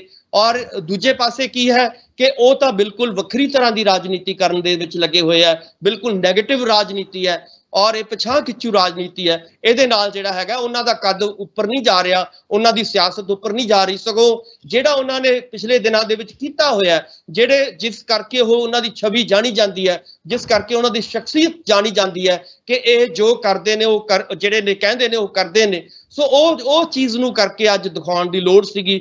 ਪਰ ਛੋਟੇ ਆਪਣੇ ਜਿਹੜੇ ਉਹਨਾਂ ਦੇ, ਆਪਾਂ ਨੂੰ ਪਤਾ ਹੈ ਕਿ ਨਵਜੋਤ ਸਿੰਘ ਸਿੱਧੂ ਦੇ ਲਈ ਬਹੁਤ ਸੌੜੀਆਂ ਉਹਨਾਂ ਦੀਆਂ ਸੋਚਾਂ ਨੇ। ਸੋਚ ਦੀ ਤੁਸੀਂ ਗੱਲ ਕੀਤੀ, ਹੁਣ ਪ੍ਰਤਾਪ ਸਿੰਘ ਬਾਜਵਾ ਦੇ ਨਾਲ ਕੱਲ ਮੀਟਿੰਗ ਹੋਈ, ਉਸ ਮੀਟਿੰਗ ਤੋਂ ਬਾਅਦ ਕੀ ਹੁੰਦਾ ਹੈ, ਇੱਕ ਪੋਸਟ ਪਾਈ ਜਾਂਦੀ ਹੈ, ਤੁਸੀਂ ਪੜ੍ਹਿਆ ਹੋਣਾ ਟਵੀਟ ਦੇ ਵਿੱਚ ਕਿ ਕਿਸੇ ਬੰਦੇ ਨੇ ਹਮਾਇਤ ਕੀਤੀ ਕਿ ਮੈਂ ਹੈਰਾਨ ਹਾਂ ਕਿ ਪ੍ਰਤਾਪ ਸਿੰਘ ਬਾਜਵਾ ਨੂੰ ਕਿਉਂ ਨਹੀਂ ਦਿੱਤੀ ਕਿ ਜੱਟ ਸਿੱਖ ਨੂੰ ਬਣਾਉਣਾ ਸੀ ਤਾਂ ਕਿਉਂ ਨਹੀਂ ਬਣਾਇਆ ਗਿਆ ਪ੍ਰਤਾਪ ਸਿੰਘ ਬਾਜਵਾ ਨੂੰ। ਤਾਂ ਉਸਦੀ ਹਮਾਇਤ ਜਿਹੜੀ ਕੀਤੀ ਮਨੀਸ਼ ਤਿਵਾੜੀ ਦੇ ਵੱਲੋਂ ਕੀਤੀ ਗਈ। ਮਨੀਸ਼ ਤਿਵਾੜੀ ਪਹਿਲਾਂ ਇਹ ਗੱਲ ਕਹਿੰਦੇ ਨੇ ਕਿ ਸਾਨੂੰ ਉਹ ਕੱਟਕਾਂ ਦੇਖ ਕੇ ਬੜਾ ਵਧੀਆ ਲੱਗਿਆ ਤੇ ਇਸ ਤਰੀਕੇ ਦੇ ਨਾਲ ਜਿਹੜਾ ਕਿ ਹਮਾਇਤ ਕੀਤੀ ਇੱਕ ਤਰੀਕੇ ਦੇ ਨਾਲ। ਉਸ ਤੋਂ ਬਾਅਦ ਬਿੱਟੂ ਨੇ ਉਸ ਚੀਜ਼ ਦੀ ਹਮਾਇਤ ਕੀਤੀ, ਉਸ ਤੋਂ ਬਾਅਦ ਗੁਰਜੀਤ ਸਿੰਘ ਔਜਲਾ ਨੇ ਇਸ ਚੀਜ਼ ਦੀ ਹਮਾਇਤ ਕੀਤੀ। ਕਿਵੇਂ ਦੇਖਦੇ ਹੋ ਕਿ ਕੈਪਟਨ ਅਮਰਿੰਦਰ ਸਿੰਘ ਦੀ ਜਿਹੜੀ ਇਹ ਕੋਟਰੀ ਹੈ, ਜਿਹੜੀਆਂ ਇਹ ਚਾਲਾਂ ਹੁਣ ਚੱਲ ਰਹੀ ਹੈ, ਕਿ ਹੁਣ ਕੋਈ ਬਹਾਨਾ ਹੀ ਨਹੀਂ ਕੋਈ ਰਹਿ ਗਿਆ, ਪਰ ਹੁਣ ਜਿਸ ਤਰੀਕੇ ਦੇ ਨਾਲ ਇਹ ਬਹਾਨੇ ਲਗਾ ਕੇ ਨਵਜੋਤ ਸਿੰਘ ਸਿੱਧੂ ਦੀ ਪ੍ਰਧਾਨਗੀ ਰੋਕਣ ਦੀ ਕੋਸ਼ਿਸ਼ ਕਰ ਰਹੇ ਨੇ, ਕਿਤੇ ਨਾ ਕਿਤੇ ਖੁਦ ਹੀ ਮਜ਼ਾਕ ਦਾ ਪਾਤਰ ਬਣ ਰਹੇ ਨੇ। ਬਿਲਕੁਲ, ਇੱਕ ਪਾਸੇ ਤਾਂ ਮਜ਼ਾਕ ਦਾ ਪਾਤਰ ਵੀ ਬਣ ਰਹੇ ਨੇ, ਦੂਜੇ ਪਾਸੇ ਵੱਡੀ ਗੱਲ ਇਹ ਹੋ ਰਹੀ ਹੈ ਕਿ ਇੱਕ ਅਨੁਸ਼ਾਸਨ ਨੂੰ ਭੰਗ ਕਰ ਰਹੇ ਨੇ ਪਾਰਟੀ ਦੇ, ਕਿਉਂਕਿ ਇਹ ਕੋਈ ਫਿਰ ਆਪਾਂ ਨੂੰ ਇਹ ਸਮਝਣਾ ਪੈਣਾ ਹੈ ਕਿ ਇਹ ਕੋਈ ਨਿੱਜੀ ਫੈਸਲਾ ਨਹੀਂ ਹੈ ਨਵਜੋਤ ਸਿੰਘ ਸਿੱਧੂ ਦਾ, ਇਹ ਹਾਈ ਕਮਾਂਡ ਵੱਲੋਂ ਫੈਸਲਾ ਆਇਆ ਹੈ। ਇਹਦਾ ਮਤਲਬ ਹਾਈ ਕਮਾਂਡ ਨੂੰ ਚੈਲੰਜ ਕਰ ਰਹੇ ਨੇ। ਰਵਨੀਤ ਬਿੱਟੂ ਜੀ ਹਾਈ ਕਮਾਂਡ ਨੂੰ ਚੈਲੰਜ ਕਰ ਰਹੇ ਨੇ ਔਰ ਤੁਸੀਂ ਦੇਖੋਗੇ ਕਿ ਕੈਪਟਨ ਸਾਹਿਬ ਖੁਦ ਜਿਹੜੇ ਹਾਈ ਕਮਾਂਡ ਨੂੰ ਚੈਲੰਜ ਕਰ ਰਹੇ ਨੇ। ਸੋ ਇਸ ਤਰ੍ਹਾਂ ਦੇ ਜਦੋਂ ਤੁਸੀਂ ਟਵੀਟ ਕਰਦੇ ਹੋ, ਚਾਹੇ ਤਿਵਾੜੀ ਸਾਹਿਬ ਹੋਣ, ਉਹਨਾਂ ਨੂੰ ਤਾਂ ਚਾਹੀਦਾ ਇਹ ਸੀਗਾ ਕਿ ਜੋ ਹਾਈ ਕਮਾਂਡ ਕਰ ਰਹੀ ਹੈ ਉਹਦੇ ਉੱਤੇ ਉਹਨਾਂ ਨੂੰ ਫੁੱਲ ਚੜਾਉਣੇ ਚਾਹੀਦੇ ਸੀ, ਉਹਨਾਂ ਦੀ ਹਾਂ ਦੇ ਵਿੱਚ ਹਾਂ ਮਿਲਾਉਣੀ ਚਾਹੀਦੀ ਸੀ, ਇਕਜੁੱਟਤਾ ਦਿਖਾਉਣੀ ਚਾਹੀਦੀ ਸੀਗੀ। ਇੱਕ ਪਾਸੇ ਜਦੋਂ ਨਵਜੋਤ ਸਿੰਘ ਸਿੱਧੂ ਕੋਈ ਟਵੀਟ ਕਰਦੇ ਸੀਗੇ, ਉਹਨਾਂ ਦੇ ਉੱਤੇ ਤੁਸੀਂ ਅਨੁਸ਼ਾਸਨਹੀਨਤਾ ਦੀ ਜਿਹੜੀ ਸੀਗੀ ਉਹ ਦੋਸ਼ ਲਾਉਂਦੇ ਸੀਗੇ, ਅਨੁਸ਼ਾਸਨ ਦੇ ਵਿੱਚ ਨਹੀਂ ਰਹਿ ਰਹੇ, ਇਹ ਪਾਰਟੀ ਦਾ ਨੁਕਸਾਨ ਕਰ ਰਹੇ ਨੇ। ਪਰ ਅੱਜ ਜਦੋਂ ਉਹ ਖੁਦ ਇਹ ਚੀਜ਼ਾਂ ਦੁਹਰਾ ਰਹੇ ਨੇ, ਖੁਦ ਚੀਜ਼ਾਂ ਆਪ ਖੁਦ ਕਰ ਰਹੇ ਨੇ, ਤਾਂ ਲਾਜ਼ਮੀ ਤੌਰ ਤੇ ਅੱਜ ਸਵਾਲ ਜਿਹੜੇ ਨੇ ਕਾਂਗਰਸ ਦੇ ਜਿਹੜੇ ਲੀਡਰਸ਼ਿਪ ਹੈ ਉਹਨਾਂ ਨੂੰ ਚੁੱਕਣੇ ਚਾਹੀਦੇ ਨੇ ਕਿ ਤੁਸੀਂ ਹਾਈ ਕਮਾਂਡ ਨੂੰ ਕਿਵੇਂ ਚੈਲੰਜ ਕਰ ਸਕਦੇ ਹੋ। ਔਰ ਕੱਲਾ ਇਹ ਨਹੀਂ ਕਿ ਇੱਕ ਗੱਲ ਹੋਰ ਵੀ ਆਪਾਂ ਇੱਥੇ ਦਰਸ਼ਕਾਂ ਨੂੰ ਸਮਝਾ ਦਈਏ ਕਿ ਇਹ ਫੈਸਲਾ ਜਿਹੜਾ ਨਵਜੋਤ ਸਿੰਘ ਸਿੱਧੂ ਨੂੰ ਪ੍ਰਧਾਨ ਬਣਾਉਣ ਦਾ, ਇਹ ਨਹੀਂ ਹੋ ਗਿਆ ਕਿ ਰਾਤੋਂ ਰਾਤ ਫੈਸਲਾ ਹੋ ਗਿਆ, ਕੋਈ ਪੈਰਾਸ਼ੂਟ ਉਹਨਾਂ ਨੂੰ ਉਤਾਰ ਕੇ ਉਹਨਾਂ ਨੇ ਰਾਤੋਂ ਰਾਤ ਨਵਜੋਤ ਸਿੰਘ ਸਿੱਧੂ ਨੂੰ ਪ੍ਰਧਾਨ ਲਾਤਾ। ਇਹਦੇ ਲਈ ਬਕਾਇਦਾ ਤੌਰ ਤੇ ਮੰਥਨ ਹੋਇਆ ਔਰ ਖੜਗੇ ਕਮੇਟੀ ਬਣੀ ਹੈ ਔਰ ਰਾਹੁਲ ਜੀ ਨਾਲ, ਪ੍ਰਿੰਕਾ ਜੀ ਨਾਲ, ਸੋਨੀਆ ਜੀ ਨਾਲ ਲਗਭਗ 200 ਲੀਡਰਾਂ ਤੋਂ, ਚਾਹੇ ਉਹ ਹਾਰੇ ਹੋਏ ਸੀ, ਚਾਹੇ ਉਹ ਜਿੱਤੇ ਹੋਏ ਸੀ, ਚਾਹੇ ਉਹ ਐਮਪੀ ਸੀ ਤੇ ਚਾਹੇ ਵਿਧਾਇਕ ਤੇ ਮੰਤਰੀ ਸੀ, ਸਾਰੇ ਲੀਡਰਾਂ ਤੋਂ, ਚਾਹੇ ਉਹ ਜ਼ਿਲ੍ਹਾ ਪ੍ਰਧਾਨ ਸੀ, ਸਾਰੇ ਲੀਡਰਾਂ ਤੋਂ ਜਿਹੜੀ ਇਹ ਫੀਡਬੈਕ ਲਈ ਗਈ ਹੈ ਤੇ ਫੀਡਬੈਕ ਤੋਂ ਬਾਅਦ ਹੀ ਜਿਹੜੀ ਇਹ ਫੈਸਲਾ ਕਾਂਗਰਸ ਦੇ ਵੱਲੋਂ ਲਿਆ ਗਿਆ। ਤਾਂ ਕੈਪਟਨ ਅਮਰਿੰਦਰ ਸਿੰਘ ਨੂੰ ਕਿਤੇ ਨਾ ਕਿਤੇ ਸੋਚਣ ਦੀ ਲੋੜ ਹੈ। ਤਾਂ ਉੱਥੇ ਹੀ ਕੈਪਟਨ ਅਮਰਿੰਦਰ ਸਿੰਘ ਨੂੰ ਡਾਕਟਰ ਸਾਹਿਬ ਲੱਗਦਾ ਕਿ ਇਹ ਡਰ ਸਤਾ ਰਿਹਾ ਹੈ ਕਿ ਜਿਸ ਤਰੀਕੇ ਦੇ ਨਾਲ ਪ੍ਰਤਾਪ ਸਿੰਘ ਬਾਜਵਾ ਨੂੰ ਮੈਂ ਪਿਛਲੀ ਵਾਰ ਪ੍ਰਧਾਨਗੀ ਦੇ ਅਹੁਦੇ ਤੋਂ ਲਾ ਕੇ ਆਪ ਪ੍ਰਧਾਨ ਬਣ ਕੇ ਮੇਰੀ ਅਗਵਾਈ 'ਚ ਚੋਣਾਂ ਲੜੀਆਂ ਗਈਆਂ ਤੇ ਮੈਂ ਮੁੱਖ ਮੰਤਰੀ ਬਣ ਗਿਆ ਸੀ, ਹੁਣ ਉਹਨਾਂ ਨੂੰ ਇਹ ਡਰ ਸਤਾ ਰਿਹਾ ਹੈ ਕਿ ਨਵਜੋਤ ਸਿੰਘ ਸਿੱਧੂ ਦੀ ਪ੍ਰਧਾਨਗੀ 'ਚ ਚੋਣਾਂ ਲੜੀਆਂ ਜਾ ਰਹੀਆਂ ਨੇ ਤਾਂ ਨਵਜੋਤ ਸਿੰਘ ਸਿੱਧੂ ਹੀ ਮੁੱਖ ਮੰਤਰੀ ਹੋਣਗੇ। ਕਿਤੇ ਨਾ ਕਿਤੇ ਉਹਨਾਂ ਨੂੰ ਲੱਗ ਰਿਹਾ ਹੋਣਾ, ਕਿਤੇ ਨਾ ਕਿਤੇ ਉਹਨਾਂ ਨੂੰ ਕਣਸੂਆਂ ਪਈਆਂ ਹੋਣੀਆਂ ਕਿ ਕਾਂਗਰਸ ਹਾਈ ਕਮਾਨ ਜਿੱਥੇ ਪ੍ਰਧਾਨਗੀ ਦਾ ਪਹਿਲਾਂ ਹੀ ਫੈਸਲਾ ਲੈ ਚੁੱਕੀ ਸੀ ਤਾਂ ਉੱਥੇ ਹੁਣ ਮੁੱਖ ਮੰਤਰੀ ਦਾ ਵੀ ਫੈਸਲਾ ਲੈ ਚੁੱਕੀ ਹੋਏਗੀ। ਬਿਲਕੁਲ, ਦੇਖੋ ਡਰ ਜੇ ਇਹ ਡਰ ਨਾ ਹੁੰਦਾ ਤਾਂ ਉਹ ਕੱਲ ਵਾਲੀਆਂ ਜਿਹੜੀਆਂ ਮੀਟਿੰਗਾਂ ਹੋਈਆਂ ਨੇ ਪ੍ਰਤਾਪ ਸਿੰਘ ਬਾਜਵਾ ਹੋਰਾਂ ਨਾਲ ਜਾਂ ਇਸ ਤੋਂ ਵੀ ਪਹਿਲਾਂ, ਤੁਸੀਂ ਦੇਖੋਗੇ ਕਿ ਲਗਾਤਾਰ ਕਦੇ ਉਹ ਹਿੰਦੂ ਪੱਤਾ ਖੇਡਣ ਦੀ ਕੋਸ਼ਿਸ਼ ਕਰਦੇ ਨੇ, ਕਦੇ ਉਹ ਦਲਿਤ ਪੱਤਾ ਖੇਡਣ ਦੀ ਕੋਸ਼ਿਸ਼ ਕਰਦੇ ਨੇ। ਉਹਨਾਂ ਨੂੰ ਇੱਕੋ ਹੀ ਡਰ ਸਤਾ ਰਿਹਾ ਕਿ ਜੇਕਰ ਨਵਜੋਤ ਸਿੰਘ ਸਿੱਧੂ ਪ੍ਰਧਾਨ ਬਣਦਾ ਹੈ ਤਾਂ ਲਾਜ਼ਮੀ ਤੌਰ ਤੇ ਇਕੱਲਾ ਇਹ ਪ੍ਰਧਾਨਗੀ ਦੀ ਗੱਲ ਨਹੀਂ ਹੈ, ਇਹ ਹੈ 22 ਦੀ ਕੁਰਸੀ, ਕਿ 22 ਦੇ ਵਿੱਚ ਕਿਹਨੂੰ ਕੁਰਸੀ ਮਿਲਣੀ ਹੈ। ਨਵਜੋਤ ਸਿੰਘ ਸਿੱਧੂ ਹੋ ਰਹੀ ਇਸ ਕੁਰਸੀ, ਮੁੱਖ ਮੰਤਰੀ ਦੀ ਕੁਰਸੀ ਤੇ ਬੈਠਣਗੇ ਜਾਂ ਕੈਪਟਨ ਸਾਹਿਬ ਬੈਠਣਗੇ, ਕਿਉਂਕਿ ਉਹਨਾਂ ਨੂੰ ਇਸ਼ਾਰੇ ਮਿਲ ਰਹੇ ਨੇ। ਇਹ ਚੀਜ਼ਾਂ ਜਿਵੇਂ ਆਪਾਂ ਲਗਾਤਾਰ ਇਹ ਕੋਸ਼ਿਸ਼ ਕਰ ਰਹੇ ਹਾਂ ਕਿ ਜਿਹੜੀ 4.5 ਸਾਲ ਦੀ ਕਾਰਜਸ਼ੈਲੀ ਹੈ, ਉੱਥੋਂ ਹੀ ਪਤਾ ਲੱਗ ਰਿਹਾ ਹੈ ਕਿ ਕੈਪਟਨ ਸਾਹਿਬ ਨੇ ਕੋਈ ਬਹੁਤ ਹੀ ਵਧੀਆ ਜਿਹੜੀ ਕਾਰਜਸ਼ੈਲੀ ਉਹਨਾਂ ਦੀ ਨਹੀਂ ਰਹੀ, ਜੋ ਉਹਨਾਂ ਨੇ ਕਾਰਜ ਕਰਨੇ ਚਾਹੀਦੇ ਸੀ ਉਹ ਨਹੀਂ ਕੀਤੇ, ਬਿਲਕੁਲ ਬੁਰੀ ਤਰ੍ਹਾਂ ਫੇਲ ਹੋਏ ਨੇ। ਉਹਦਾ ਨਤੀਜਾ ਅਜਿਹਾ ਹੈ ਕਿ ਉਹਦਾ ਫਾਇਦਾ ਨਵਜੋਤ ਸਿੰਘ ਸਿੱਧੂ ਨੂੰ ਹੋ ਰਿਹਾ, ਉਹਨਾਂ ਨੂੰ ਸਿਰਫ ਪ੍ਰਧਾਨਗੀ ਦਾ ਫਾਇਦਾ ਨਹੀਂ ਹੋ ਰਿਹਾ, ਸਗੋਂ ਮੁੱਖ ਮੰਤਰੀ ਜਿਹੜੀ ਕੁਰਸੀ ਆਉਣੀ ਹੈ ਆਉਣ ਵਾਲੇ ਦਿਨਾਂ ਦੇ ਵਿੱਚ 22 ਦੇ ਵਿੱਚ ਤੁਸੀਂ ਦੇਖੋਗੇ ਤਾਂ ਲਾਜ਼ਮੀ ਤੌਰ ਤੇ ਮੈਨੂੰ ਇਹ ਲੱਗਦਾ ਹੈ ਕਿ ਹਾਈ ਕਮਾਂਡ ਉਹਨਾਂ ਨੂੰ ਮੁੱਖ ਮੰਤਰੀ ਦੇ ਤੌਰ ਤੇ ਪੇਸ਼ ਕਰੇਗੀ। ਔਰ ਇਸੇ ਕਰਕੇ ਜਿਹੜੀ ਹੈਗੀ ਇਕੱਲੀ ਪ੍ਰਧਾਨਗੀ ਆਪਾਂ ਨਹੀਂ ਕਹਿ ਸਕਦੇ ਕਿ ਜੇ ਪ੍ਰਧਾਨਗੀ ਹੁੰਦੀ ਤਾਂ ਉਹਨਾਂ ਨੇ ਦੇ ਦੇਣੀ ਸੀਗੀ, ਜੇ ਪ੍ਰਧਾਨਗੀ ਦੀ ਗੱਲ ਹੁੰਦੀ ਨਵਜੋਤ ਸਿੰਘ ਸਿੱਧੂ ਨੂੰ ਤਾਂ ਉਹਨਾਂ ਨੇ ਕੋਈ ਰੌਲਾ ਨਹੀਂ ਸੀ ਪਾਉਣਾ। ਪਰ ਅਸਲੀ ਜਿਹੜੀ ਹੈਗੀ ਆ ਉਹਨਾਂ ਨੂੰ ਆਪਣੀ ਕੁਰਸੀ ਦਾ ਫਿਕਰ ਲੱਗ ਰਿਹਾ, ਕੁਰਸੀ ਖਿਸਕਦੀ ਨਜ਼ਰ ਆ ਰਹੀ ਹੈ। ਸੋ ਇਸ ਕਰਕੇ ਇੰਨਾ ਜਿਹੜਾ ਉਹ ਤਿਲਮਿਲਾ ਰਹੇ ਨੇ ਉਹ ਇਸੇ ਕਰਕੇ ਕਰ ਰਹੇ ਨੇ ਕਿ ਕਿਤੇ ਨਾ ਕਿਤੇ ਜੇਕਰ ਨਵਜੋਤ ਸਿੰਘ ਸਿੱਧੂ ਨੂੰ ਪ੍ਰਧਾਨਗੀ ਮਿਲ ਜਾਂਦੀ ਹੈ ਤਾਂ 22 ਦੇ ਵਿੱਚ ਮੇਰੀ ਕੁਰਸੀ ਜਿਹੜੀ ਹੈਗੀ ਆ ਉਹ ਖਤਰੇ 'ਚ ਆ ਸਕਦੀ ਹੈ। ਇਹ ਖਤਰਾ ਜਿਹੜਾ ਹੈਗਾ ਉਹਨਾਂ ਦੇ ਸਿਰ, ਉਹਨਾਂ ਨੂੰ ਲੱਗਦਾ ਹੈ ਕਿ ਮੇਰੇ ਸਿਰ ਮੰਡਰਾ ਰਿਹਾ ਹੈ। ਪਰ ਇਸ ਵੇਲੇ ਮੈਨੂੰ ਲੱਗਦਾ ਕਿ ਪੰਜਾਬ ਪਰ ਜਿਸ ਤਰੀਕੇ ਦੇ ਨਾਲ ਡਾਕਟਰ ਸਾਹਿਬ, ਜਿਸ ਤਰੀਕੇ ਦੇ ਨਾਲ ਮਨੀਸ਼ ਤਿਵਾੜੀ, ਜਿਸ ਤਰੀਕੇ ਦੇ ਨਾਲ ਰਵਨੀਤ ਸਿੰਘ ਬਿੱਟੂ, ਜਿਸ ਤਰੀਕੇ ਦੇ ਨਾਲ ਗੁਰਜੀਤ ਸਿੰਘ ਔਜਲਾ ਅਜਿਹੀਆਂ ਹਰਕਤਾਂ ਕਰ ਰਹੇ ਨੇ, ਹਾਈ ਕਮਾਨ ਦੇ ਖਿਲਾਫ ਜਾ ਕੇ ਅਜਿਹੀਆਂ ਹਰਕਤਾਂ ਕਰ ਰਹੇ ਨੇ, ਹਾਈ ਕਮਾਨ ਦੇ ਫੈਸਲੇ ਦੇ ਉੱਪਰ ਹੈਰਾਨੀ ਜਤਾ ਰਹੇ ਨੇ, ਇੱਕ ਤਰੀਕੇ ਦੇ ਨਾਲ ਪ੍ਰਤਾਪ ਸਿੰਘ ਬਾਜਵਾ ਦੀ ਸਪੋਰਟ ਉਹ ਕਰ ਰਹੇ ਨੇ, ਹਾਈ ਕਮਾਨ ਦੇ ਫੈਸਲੇ ਦੇ ਉੱਤੇ ਜਾ ਕੇ ਕਰ ਰਹੇ ਨੇ। ਫਿਰ ਉਹਨਾਂ ਨੂੰ ਇੱਕ ਤਰੀਕੇ ਦੀ ਚੀਜ਼ ਇਹ ਨਹੀਂ ਲੱਗਦੀ ਕਿ ਭਾਈ ਠੀਕ ਹੈ ਜੇਕਰ ਕੈਪਟਨ ਅਮਰਿੰਦਰ ਸਿੰਘ ਦੇ ਖਿਲਾਫ ਕੋਈ ਫੈਸਲਾ ਆ ਗਿਆ ਤਾਂ ਕੈਪਟਨ ਅਮਰਿੰਦਰ ਸਿੰਘ ਆਪਣੇ ਘਰੇ ਬਹਿ ਜਾਣਗੇ, ਉਹਨਾਂ ਨੇ ਆਪਣੀ ਉਮਰ ਹੰਢਾ ਲਈ ਹੈ, 2 ਵਾਰ ਸੱਤਾ ਹੰਢਾ ਲਈ ਹੈ, ਮੰਤਰੀ ਵੀ ਪਹਿਲਾਂ ਰਹਿ ਚੁੱਕੇ ਨੇ, 2 ਵਾਰੀ ਮੁੱਖ ਮੰਤਰੀ ਰਹਿ ਚੁੱਕੇ ਨੇ, ਤਾਂ ਉਹਨਾਂ ਨੇ ਤਾਂ ਸਾਰੀਆਂ ਚੀਜ਼ਾਂ ਕਰ ਲਈਆਂ। ਭਾਈ ਤੁਸੀਂ ਹਲੇ ਰਾਜਨੀਤੀ ਦੀ ਸ਼ੁਰੂਆਤ ਕੀਤੀ ਹੈ ਤੇ ਤੁਹਾਡੇ ਪ੍ਰਧਾਨ ਨੂੰ ਨਵਾਂ ਐਲਾਨਿਆ ਕਿ ਉਹਦਾ ਤੁਸੀਂ ਵਿਰੋਧ ਕਰ ਰਹੇ ਹੋ, ਤਾਂ ਅੱਗੇ 2022 ਦੀਆਂ ਚੋਣਾਂ ਆਉਣੀਆਂ ਨੇ, ਫਿਰ ਅੱਗੇ 24 ਦੀਆਂ ਆਉਣੀਆਂ ਨੇ, ਤਾਂ ਤੁਸੀਂ ਕਿਸ ਤਰੀਕੇ ਦੇ ਨਾਲ ਕੰਮ ਕਰ ਪਾਓਗੇ ਆਪਸ ਦੇ ਵਿੱਚ? ਕੈਪਟਨ ਅਮਰਿੰਦਰ ਸਿੰਘ ਤਾਂ ਘਰੇ ਬਹਿ ਜਾਣਗੇ, ਕੰਮ ਤੇ ਤੁਹਾਨੂੰ ਨਵਜੋਤ ਸਿੰਘ ਸਿੱਧੂ ਦੇ ਨਾਲ ਕਰਨਾ ਪਏਗਾ ਨਾ, ਤਾਂ ਫਿਰ ਕੰਮ ਕਿਸ ਤਰੀਕੇ ਦੇ ਨਾਲ ਕਰੋਗੇ? ਸੁਖਵਿੰਦਰ ਜੀ, ਬਿਲਕੁਲ ਇਹ ਗੱਲਾਂ ਇਹ ਜ਼ਰੂਰ ਮੈਨੂੰ ਲੱਗਦਾ ਹੈ ਕਿ ਨਵਜੋਤ ਸਿੰਘ ਸਿੱਧੂ ਇਹਦੇ ਬਾਰੇ ਸੋਚਣਗੇ, ਕਿਉਂਕਿ ਪ੍ਰਧਾਨ ਦੀ ਗੱਲ ਹੁੰਦੀ ਹੈ। ਪ੍ਰਧਾਨ ਜਿਹੜਾ ਹੁੰਦਾ, ਜਦੋਂ ਤੁਸੀਂ ਪ੍ਰਧਾਨਗੀ ਤੁਹਾਨੂੰ ਮਿਲਦੀ ਹੈ ਤਾਂ ਤੁਹਾਨੂੰ ਵੱਖ-ਵੱਖ ਜਿਹੜੇ ਗਰੁੱਪਸ ਨੇ ਉਹਨਾਂ ਨੂੰ ਨਾਲ ਲੈ ਕੇ ਚੱਲਣਾ ਪੈਂਦਾ ਹੈ। ਪਰ ਜੇਕਰ ਚਾਹੇ ਰਵਨੀਤ ਸਿੰਘ ਬਿੱਟੂ ਹੋਣ ਜਾਂ ਔਜਲਾ ਸਾਹਿਬ ਹੋਣ ਜਾਂ ਕੋਈ ਹੋਰ ਤਿਵਾੜੀ ਸਾਹਿਬ ਹੋਣ, ਉਹਨਾਂ ਨੂੰ ਇਹ ਚਾਹੀਦਾ ਹੈ ਕਿ ਜੇਕਰ ਅਸੀਂ 22 ਦੇ ਵਿੱਚ ਜਿੱਤਣਾ ਹੈ ਤਾਂ ਤੁਹਾਨੂੰ ਇਕਜੁੱਟਤਾ ਦਿਖਾਉਣੀ ਹੋਏਗੀ। ਜੇਕਰ ਉਹਨਾਂ ਨੂੰ ਲੱਗਦਾ ਹੈ ਕਿ ਅਸੀਂ ਹਾਰਨਾ ਹੈ ਜਾਂ ਇੱਕ ਦੂਜੇ ਨੂੰ ਹਰਾਉਣਾ ਹੈ, ਇਹਦਾ ਵੀ ਜਿਹੜਾ ਤੁਸੀਂ ਦੇਖੋਗੇ ਕਿ ਹਰਿਆਣੇ ਦੇ ਵਿੱਚ ਬਹੁਤ ਅੱਛੀ ਐਗਜ਼ਾਮਪਲ ਹੈ।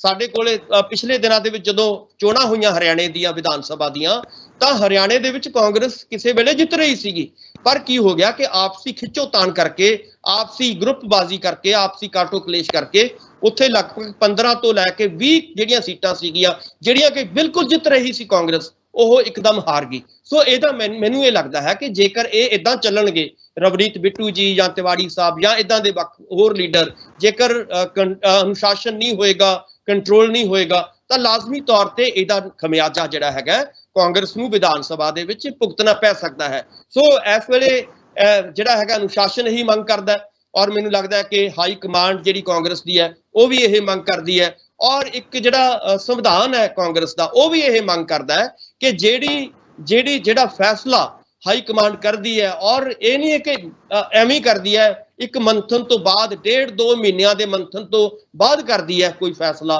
ਤਾਂ ਉਸ ਨੂੰ ਮੰਨਣ ਦਾ ਫਰਜ਼ ਜਿਹੜਾ ਹੈਗਾ ਉਹ ਲੀਡਰਾਂ ਦਾ ਹੋਣਾ ਚਾਹੀਦਾ ਹੈ, ਵਿਧਾਇਕਾਂ ਦਾ ਹੋਣਾ ਚਾਹੀਦਾ ਹੈ, ਲੋਕ ਸਭਾ ਦੇ ਮੈਂਬਰਾਂ ਦਾ ਵੀ ਹੋਣਾ ਚਾਹੀਦਾ ਹੈ। ਜਿਹੜੇ ਵੀ ਕਾਂਗਰਸ ਨਾਲ ਸੰਬੰਧਿਤ ਵਿਧਾਇਕ ਜਾਂ ਬਾਕੀ ਜਿਹੜੇ ਵਲੰਟੀਅਰ ਸਾਹਿਬਾਨ ਨੇ, ਉਹਨਾਂ ਦੀ ਇੱਕ ਡਿਊਟੀ ਬਣਦੀ ਹੈ, ਇੱਕ ਅਨੁਸ਼ਾਸਨ ਜਿਹੜਾ ਹੈਗਾ ਉਹ ਕਹਿੰਦਾ ਹੈ ਕਿ ਭਾਈ ਜੋ ਹਾਈ ਕਮਾਂਡ ਨੇ ਮੰਥਨ ਤੋਂ ਬਾਅਦ ਫੈਸਲਾ ਕੀਤਾ ਹੈ ਉਹਨੂੰ ਮੰਨਿਆ ਜਾਏ। ਔਰ ਅਖੀਰ ਨੂੰ ਜਿਹੜਾ ਹੈਗਾ ਕੈਪਟਨ ਸਾਹਿਬ ਨੂੰ ਵੀ ਇਹ ਗੱਲ ਸੋਚਣੀ ਚਾਹੀਦੀ ਹੈ ਕਿ ਉਹ ਇਦਾਂ ਦੀਆਂ ਜਿਹੜੀਆਂ ਮੀਟਿੰਗਾਂ ਕਰਦੇ ਨੇ, ਅਨੁਸ਼ਾਸਨ ਭੰਗ ਕਰ ਰਹੇ ਨੇ, ਔਰ ਖਾਸ ਤੌਰ ਤੇ ਆਪਣੀ ਜਿਹੜੀ ਕੋਟਰੀ ਨੂੰ ਉਹ ਸਰਗਰਮ ਕਰ ਰਹੇ ਨੇ ਕਿ ਤੁਸੀਂ ਸਰਗਰਮ ਹੋਵੋ ਔਰ ਤੁਸੀਂ ਇਸ ਚੀਜ਼ ਨੂੰ ਬਿਲਕੁਲ ਹੋਣ ਨਾ ਦਿਓ।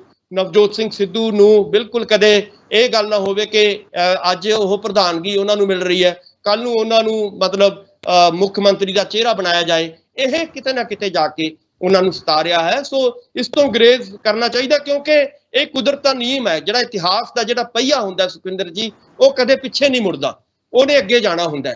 ਸੋ ਅੱਗੇ ਜਾ ਰਿਹਾ, ਅਗਲੀਆਂ ਜਿਹੜੀਆਂ ਨੇ ਜਨਰੇਸ਼ਨ, ਅਗਲੀਆਂ ਪੀੜ੍ਹੀਆਂ ਅੱਗੇ ਆ ਰਹੀਆਂ ਨੇ। ਸੋ ਇਸ ਕਰਕੇ ਕਾਂਗਰਸ ਨੂੰ ਵੀ ਇਹ ਗੱਲ ਸਮਝਣੀ ਚਾਹੀਦੀ ਹੈ, ਕੈਪਟਨ ਸਾਹਿਬ ਨੂੰ ਵੀ ਇਹ ਗੱਲ ਸਮਝਣੀ ਚਾਹੀਦੀ ਹੈ, ਔਰ ਆਪਣੀ ਜਿਹੜੇ ਸ਼ੜਯੰਤਰ ਨੇ ਛੋਟੇ ਇਦਾਂ ਦੀਆਂ ਜਿਹੜੀਆਂ ਕਾਰਵਾਈਆਂ ਨੇ, ਇਹਨਾਂ ਤੋਂ ਗਰੇਜ਼ ਕਰਨਾ ਚਾਹੀਦਾ ਹੈ।